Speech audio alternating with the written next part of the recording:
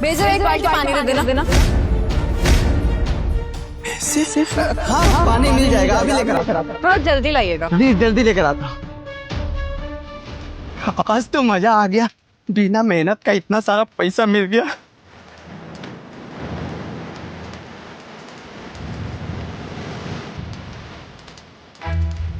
भैया आएंगे, भैया को पैसा दिखाऊंगा, बहुत खुश हो जाएंगे।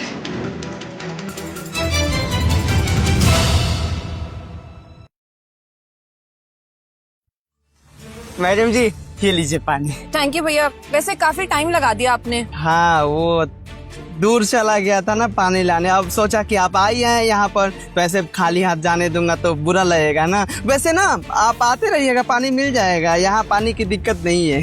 हाँ जरूर, लेकिन वैसे आने की नौबत नहीं पड़ती। वो क्या है ना, मेरी गाड़ी का इंजन गर्म हो गया था तो बस उसी के लिए पानी चाहिए था। अच्छा मैं चलती हूँ, थैंक यू। ठीक है जाइए, आपका इंजन ठंडा हो जाएगा, हमारा जेब गरम हो ही गया। गांव से शहर आए थे पैसा कमाने और इतना सारा पैसा एक साथ मिल गया, हमारी तो किस्मत ही बदल गई।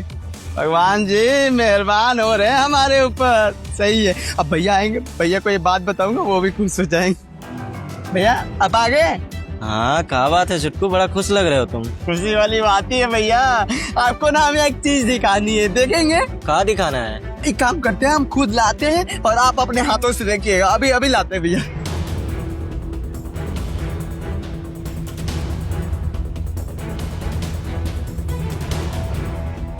भैया ये देखिए वही चीज है। क्या है दिखाओ। अरे खुद देख लीजिए ना, आपको समझ में आ जाएगा, देखिए। क्या बात है भाई, बड़ा खुश लग रहे हो। इतना सारा पैसा कहाँ से मिला, इतना सारा पैसा तुमको? वो मैडम है ना भैया, जो हमारी झुगे की तरफ आती रहती है हमेशा, वही मैडम आई थी और उन्हीं का पैसा है। वो कौन, लमकी वाली? हाँ वही मैडम, वो आई थी, बोली कि आधी बाल्टी पानी दे दो, बाल्टी में यही पैसा हुआ था। लगता है ना उनको पता ही नहीं है कि ये पैसा ना बाल्टी में था। अब हम ना बाल्टी से पैसा निकाले, पानी दे दिए और सारा पैसा रख लिया। अब तो हमारी इज्जत बदल जाएगी भैया, सब कुछ हमारे पास आ जाएगा। भैया एक काम करते हैं, हम गांव भाग जाते हैं, क्योंकि शहर में रहने का क्या फायदा, अगर मैडम पकड़ लेंगी तो सारा पैसा भी ले लेंगी। चलिए गांव चलते। अरे नहीं नहीं छोटू, तुम ना इतना चिंता मत करो, बड़े लोगों का इतना सारा पैसा चला जाता है ना तो उनको कोनो फर्क नहीं पड़ता है।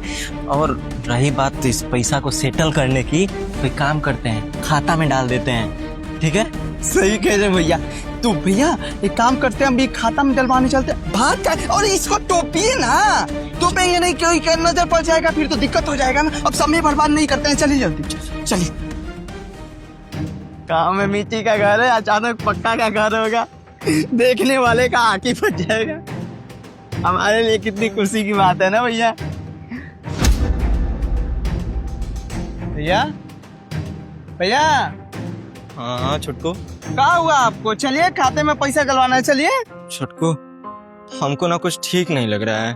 क्या ठीक नहीं लग रहा? इतना सारा पैसा मिल गया, हमारा भविष्य सुधरने वाला है, माँ का वो ऑपरेशन कराना, ऑपरेशन हो जाएगा, घर बनवा लेंगे मिट्टी से पक्का। ये सब आपको ठीक नहीं लग रहा है? मतलब भगवान हमको ये मौका दिए पैसा मिलने का और पैसा हमारे पास आ गया है, वो आपको ठीक नहीं लग रहा है? क्या बोले जा रहे हैं भैया?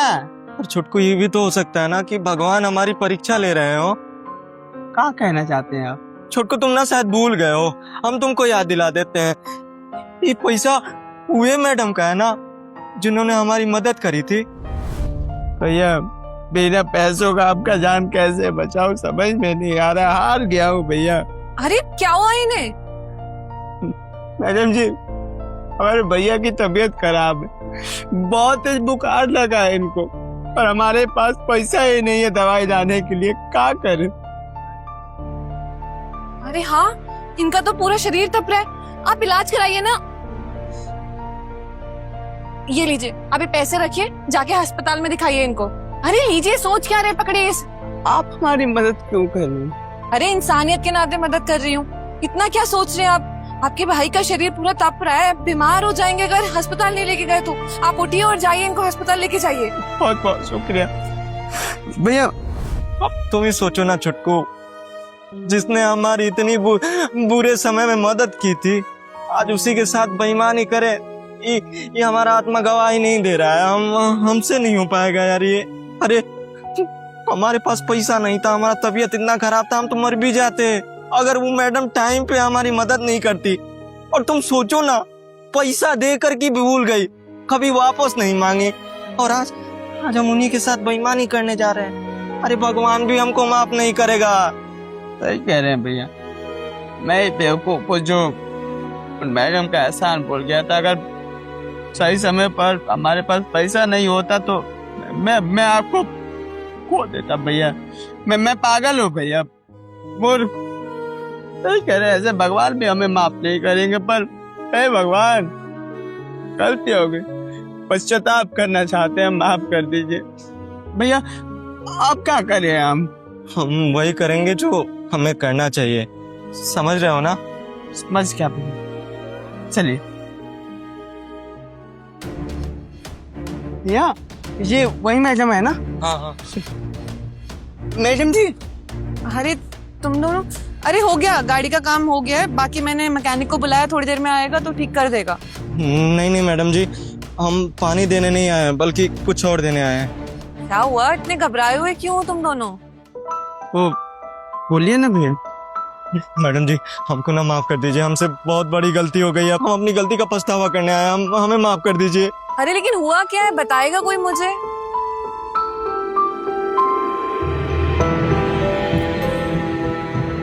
इतने सारे पैसे?